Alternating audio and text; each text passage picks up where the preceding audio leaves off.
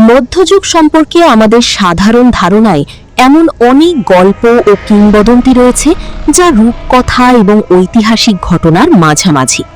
পরবর্তী সময়ে এগুলো বলার সময় কাল্পনিক বিষয় এবং বাস্তব সত্য মিলেমিশে গেছে। এর ফলে তৈরি হয়েছে কিছু পরস্পর বিরোধী উৎস, যা থেকে আসল সত্য আলাদা করা কঠিন হয়ে পড়ে এবং সেই সময়ের জ্ঞান সম্পর্কে অনেক ভুল ধারণার জন্ম দেয়। এমনই একটি গল্প হলো চিলড্রেন্স ক্রুসেড, তরুণ ভক্তদের একটি তীর্থযাত্রা যা ট্র্যাজেডিতে শেষ হয়েছিল। এটি ভল্টেয়ার থেকে শুরু করে অ্যাগাথা ক্রিস্টি পর্যন্ত বহু লেখকের বিভিন্ন রচনাকে অনুপ্রাণিত করেছে। এই ভিডিওতে আমরা অনুসন্ধান করব এই ঘটনা সম্পর্কে ঐতিহাসিক উৎসগুলো আমাদের কি জানায়, এর পটভূমি এবং পরবর্তী ক্রুসেডগুলোর উপর এর কি প্রভাব ছিল। চিলড্রেন্স ক্রুসেডের জনপ্রিয় গল্পটি এই রকম। 1212 সালের বসন্তে স্টিফেন নামের এক তরুণ নিষ্পালক গ্রামীণ অঞ্চলে তার ভেড়ার দল পাহারা দিচ্ছিল। রাতের বেলা একাকী থাকার সময় তার কাছে এক ব্যক্তি এসে খাবার ও আশ্রয়ের জন্য অনুরোধ করে। সে যখন সেই পরিব্রাজককে খাবার দেয়, তখন সেই ব্যক্তি নিজেকে জিসাস ক্রাইস্ট হিসেবে পরিচয় দেন এবং ছেলেটিকে ফ্রেঞ্চ রাজার কাছে একটি চিঠি পৌঁছে দিতে বলেন। ছেলেটি পথে পথে প্রচার করতে করতে সেন্ট ডেনিসের দিকে যাত্রা করে এবং তরুণ ছেলেমেয়েদের একটি বিশাল দল জড়ো করে। সেন্ট ডেনিসে পৌঁছে সে রাজার প্রতিনিধির কাছে চিঠিটি দেয় এবং তাকে ক্রুসেডে অংশ নেওয়ার আহ্বান জানায়। ফ্রান্স এবং জার্মানি থেকে শিশুরা এই নবীর কাছে ছুটে আসে, যে ঘোষণা করেছিল যে তারা পা না ভিজিয়েই হোলি ল্যান্ড অভিমুখে মার্চ করবে এবং স্থানীয় জনগণকে খ্রিস্ট ধর্মে দীক্ষিত করে স্থানীয় মুসলিম রাজ্যগুলোর পতন ঘটাবে। 10,000-এরও বেশি অনুসারী এই ক্রুসেডের ডাকে সাড়া দেয় এবং ভূমধ্য সাগরের দিকে দক্ষিণে যাত্রা করে, যতক্ষণ না তারা পোর্ট অফ মার্সেই পৌঁছায়। এখানে সমুদ্র দুই ভাগে বিভক্ত হওয়ার যে ভবিষ্যৎবাণী করা হয়েছিল তা ঘটেনি, তাই অনেকেই বাড়ি ফিরে যায় আর অন্যরা অপেক্ষা করতে থাকে। এই সময়ে হিউগো ফেরিয়াস এবং গিলেলমাস পোরাস নামের দুই ব্যবসায়ী তীর্থযাত্রীদের কাছে আসে এবং প্যালেস্টাইনে তাদের নিরাপদ যাত্রার প্রতিশ্রুতি দেয়। তবে তাদের জাহাজে ওঠার পর এই যাত্রা ট্র্যাজেডিতে রূপ নেয়, কারণ জাহাজগুলো হয় সার্ডিনিয়ার উপকূলে বিধ্বস্ত হয় অথবা বিবরণ ভেদে শিশুদের টুনিসে দাস হিসেবে বিক্রি করে দেওয়া হয়। তাহলে এই ট্র্যাজেডি কেন ঘটেছিল? 13th সেঞ্চুরির শুরুতে ইউরোপ হাই মিডল এজেসের শেষ ভাগে ছিল। আগের 2 শতাব্দীতে পশ্চিম ইউরোপে একটি ধীর এবং অবিচলিত অর্থনৈতিক প্রবৃদ্ধি এবং জনসংখ্যা বৃদ্ধি ঘটেছিল। এই অর্থনৈতিক অগ্রগতির কারণ হিসেবে ধরা হয় উষ্ণ জলবায়ু, আক্রমণকারীদের দ্বারা অভিযানের হ্রাস এবং সবচেয়ে গুরুত্বপূর্ণ হল প্রযুক্তির প্রবর্তন বা পুনঃ আবিষ্কার, বিশেষ করে ধাতুবিদ্যায় মেটালার্জি, যার ফলে লোহার ফলাযুক্ত লাঙল এবং অন্যান্য যন্ত্রপাতি তৈরি, নতুন কৃষি প্রযুক্তির বাস্তবায়ন এবং জলকল ওয়াটার মিলস নির্মাণ সম্ভব হয়েছিল। বর্ধিত ফলন জনসংখ্যা বৃদ্ধিতে এবং ভূমির ব্যবস্থাপনায় পরিবর্তন আনতে ভূমিকা রাখে। এই পরিবর্তনগুলো আরেকটি উন্নয়ন নিয়ে আসে, ইউরোপীয় শহরগুলোর বিকাশ। এই সময়ে প্যারিস, মাইন্স এবং কোলনের মতো বড় উত্তর ইউরোপীয় শহরগুলো ক্রমশ আরও গুরুত্বপূর্ণ হয়ে উঠতে শুরু করে। ক্রমবর্ধমান জনসংখ্যা, নতুন প্রযুক্তি এবং শহরগুলোর দেওয়া বিচারিক স্বাধীনতা এই কেন্দ্রগুলোতে বাণিজ্য ও উৎপাদনের বিস্তার ঘটায়, যার ফলে প্রযুক্তি এবং নতুন চিন্তাভাবনা ছড়িয়ে পড়ে।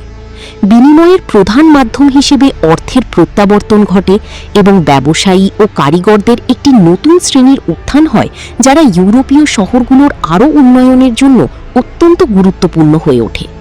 তবে শহরগুলো বৃদ্ধি পাওয়ার সাথে সাথে সমাজের কিছু স্তর ধনী হলেও এক বিশাল সংখ্যক মানুষ চরম দারিদ্র্যের মধ্যে পিছনে পড়ে থাকে। গ্রামীণ এলাকায় চার্চ বা স্থানীয় অভিজাতদের মতো প্রতিষ্ঠানগুলো এটি কিছুটা লাঘব করলেও শহরে দরিদ্র মানুষের বিশাল জমায়েত এই ধনবৈষম্যকে আরও প্রকট করে তোলে। এই সময়ে ঘটে যাওয়া ঘটনাগুলোর একটি সিরিজ ছিল ক্রুসেডস। এদের উৎপত্তি এবং কারণগুলো আজ পর্যন্ত একটি বহুল বিতর্কিত বিষয়, যা ঐতিহাসিক ও গবেষকদের বিভক্ত করে রেখেছে। তবে সবচেয়ে বেশি যে কারণগুলো উল্লেখ করা হয় তা হল লুণ্ঠন ও নতুন ভূমির আকাঙ্ক্ষা, সেই সাথে মুসলিম উপস্থিতি থেকে হোলি ল্যান্ডসকে মুক্ত করার প্রকৃত ইচ্ছা, অভিযানের আকাঙ্ক্ষা এবং পাপের মার্জনা লাভ। 1099 সালে ফার্স্ট ক্রুসেড শেষ হয় জেরুজালেম এবং প্যালেস্টাইন বিজয়ের মাধ্যমে, এবং এরপর লেভান্ট অঞ্চলে 1 শতাব্দী ধরে যুদ্ধ, লড়াই ও ক্রুসেড চলতে থাকে। 12th সেঞ্চুরির শেষের দিকে ক্রুসেডার রাষ্ট্রগুলো জেরুজালেম হারিয়ে ফেলে এবং মূলত উপকূলীয় অঞ্চলে কেন্দ্রীভূত হয়। 1204 সালে ফোর্থ ক্রুসেড অনুষ্ঠিত হয়, যার ফলে ভেনিশিয়ান এবং ক্রুসেডারদের দ্বারা কনস্ট্যান্টিনোপল লুণ্ঠন এবং সাময়িকভাবে ইস্টার্ন রোমান এম্পায়ার ধ্বংসের ঘটনা ঘটে, যা লেভান্টে ক্রুসেড করার উদ্দীপনায় জল ঢেলে দেয়। তার জন্য 1212 সালে আমরা পশ্চিম ইউরোপকে বাইরের বিস্তৃতির চেয়ে আঞ্চলিক দ্বন্দ্বে বেশি মনোযোগী দেখতে পাই। হোলি রোমান এম্পায়ার তখন সাম্রাজ্যের সিংহাসনের জন্য প্রতিদ্বন্দ্বী ওয়েলফ এবং হোহেনস্টফেন পরিবারের মধ্যে বিভক্ত ছিল। আইবেরিয়ান রাজ্যগুলো তাদের নিজস্ব লড়াইয়ে ব্যস্ত ছিল, অন্যদিকে ফ্রেঞ্চরা অ্যাঞ্জেভাইন এম্পায়ারের অবসান ঘটানোর পথে ছিল। পোপ ইনোসেন্ট III ক্রুসেডের একজন একনিষ্ঠ সমর্থক ছিলেন, কিন্তু সেই সময়ে তিনি চার্চের নিয়ম সংস্কার এবং অভ্যন্তরীণ ধর্মদ্রোহিতা দূর করায় মনোনিবেশ করেছিলেন। এমনই একটি ধর্মদ্রোহিতা ছিল ক্যাথারিজম, একটি খ্রিস্টান আন্দোলন যার দক্ষিণ ফ্রান্সে বিশাল অনুসারী ছিল এবং যা সেই সময়ে ঘটে যাওয়া অ্যালবিজেন্সিয়ান ক্রুসেডের সূত্রপাত করেছিল। এই বছরটিতেই, অর্থাৎ 1212 সালের বসন্ত ও গ্রীষ্মকালে তথাকথিত চিলড্রেন্স ক্রুসেড সংঘটিত হয়। এটি নিশ্চিত যে সেই বছর ইউরোপে এক বিশাল সংখ্যক তীর্থযাত্রী চলাচল করেছিল, কারণ বেশ কিছু উৎস তাদের উপস্থিতির কথা উল্লেখ করে।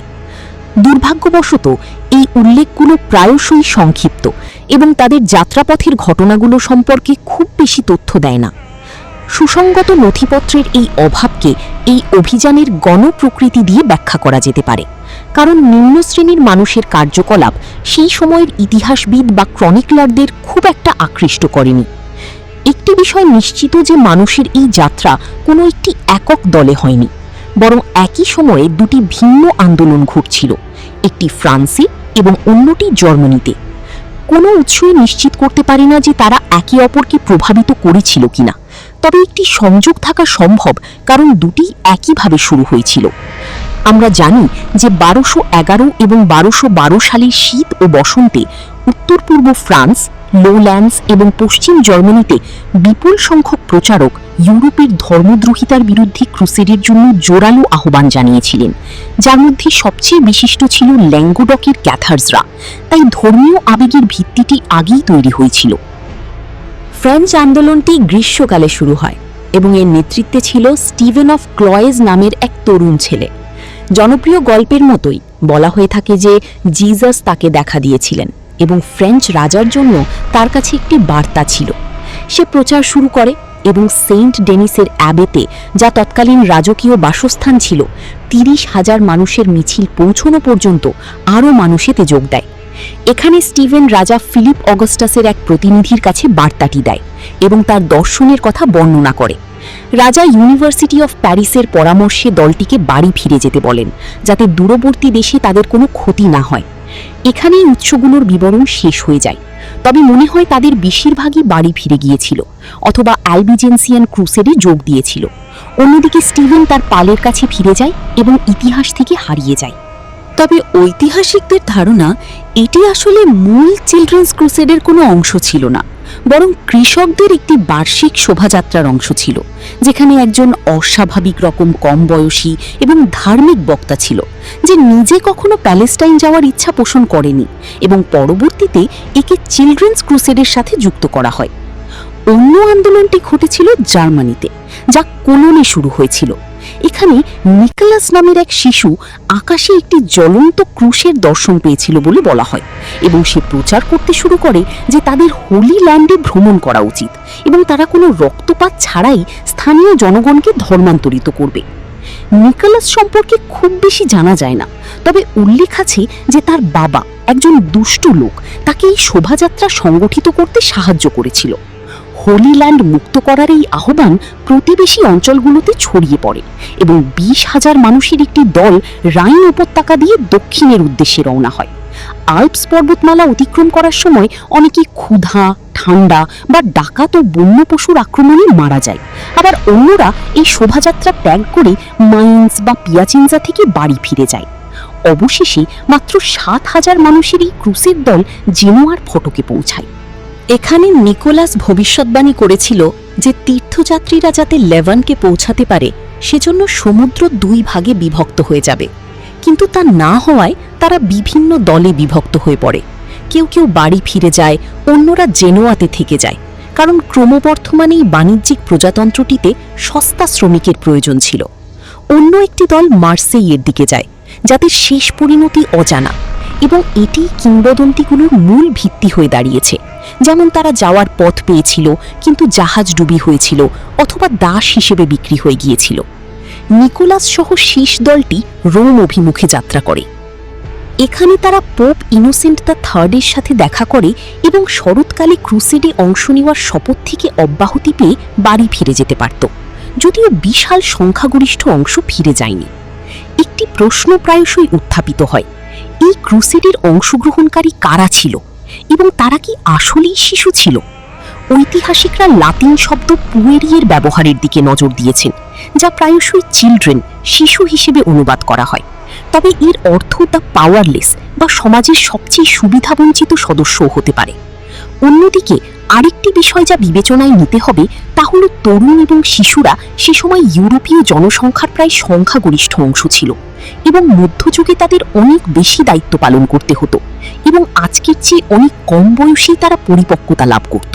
পিটার রেটসের মতো কিছু ঐতিহাসিক বিশ্বাস করতেন যে এটি শিশুদের কোনো ক্রুসেড ছিল না, বরং তৎকালীন সমাজের সবচেয়ে প্রান্তিক মানুষের একটি আন্দোলন ছিল। কিন্তু ঐতিহাসিক উৎসগুলোর সাম্প্রতিক বিশ্লেষণগুলো নিশ্চিত করে যে তাদের মধ্যে অন্তত একটি বড় অংশ ছিল শিশু এবং তরুণ ছেলেমেয়ে, যাদের সাথে যোগ দিয়েছিল নারী, বৃদ্ধ, দরিদ্র মানুষ, অপরাধী এবং নিম্ন স্তরের অন্যান্য সদস্যরা। সেই সময়ের লেখকদের যা অবাক করেছিল তা হল ক্রুসেডে তরুণদের বিশাল সংখ্যা, যা এই ধরনের দীর্ঘ যাত্রার জন্য ছিল অস্বাভাবিক। আমরা জানি যে কিছু ধনী পরিবারের তরুণরাও এই ক্রুসেডে যোগ দিয়েছিল, যারা নিশ্চিতভাবেই পথে লুটপাট বা হত্যার শিকার হয়েছিল, এবং একটি উৎসে উল্লেখ আছে যে নিকোলাসের বাবাকে কুলোনে মৃত্যুদণ্ড দেওয়া হয়েছিল যখন শহরের অনেক নাগরিকের সন্তান আর ফিরে আসেনি। তাই এটি নিশ্চিত যে বেশ কিছু তরুণ এতে ভ্রমণ করেছিল। এই আন্দোলনগুলো কিভাবে শুরু হয়েছিল তা বুঝতে হলে আমাদের সিন এবং রাইন উপত্যকার আশেপাশে ধর্মদ্রোহিতার বিরুদ্ধে ক্রুসেডের প্রচারণার পর তৈরি হওয়া ধর্মীয় উন্মাদনা এবং তীর্থযাত্রীরা যে শহরগুলো থেকে যাত্রা শুরু করেছিল সেখানকার চরম দারিদ্র্যের মধ্যে বসবাসকারী মরিয়া মানুষের বিশাল সংখ্যার দিকে তাকাতে হবে। জনসাধারণের অনুপ্রেরণা বুঝতে সাহায্য করতে পারে এমন একটি গুরুত্বপূর্ণ বিষয় হল তাদের বিশ্বাস। ভ্যাটিকানের লাইব্রেরিয়ান লেনার্ড ই বয়েল মধ্যযুগে বিশ্ববিদ্যালয়ের শিক্ষিত ধর্মতাত্ত্বিকদের বিশ্বাস এবং সাধারণ মানুষের বিশ্বাসের মধ্যে পার্থক্য করেছেন।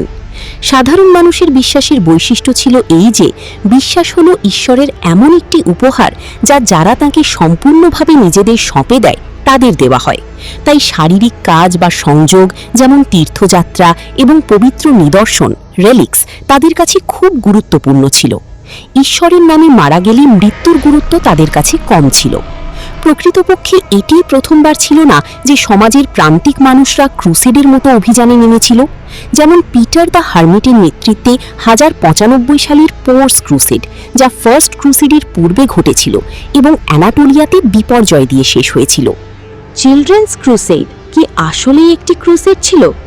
সমসাময়িক এবং আধুনিক গবেষক উভয়ই একমত যে এটি তা ছিল না।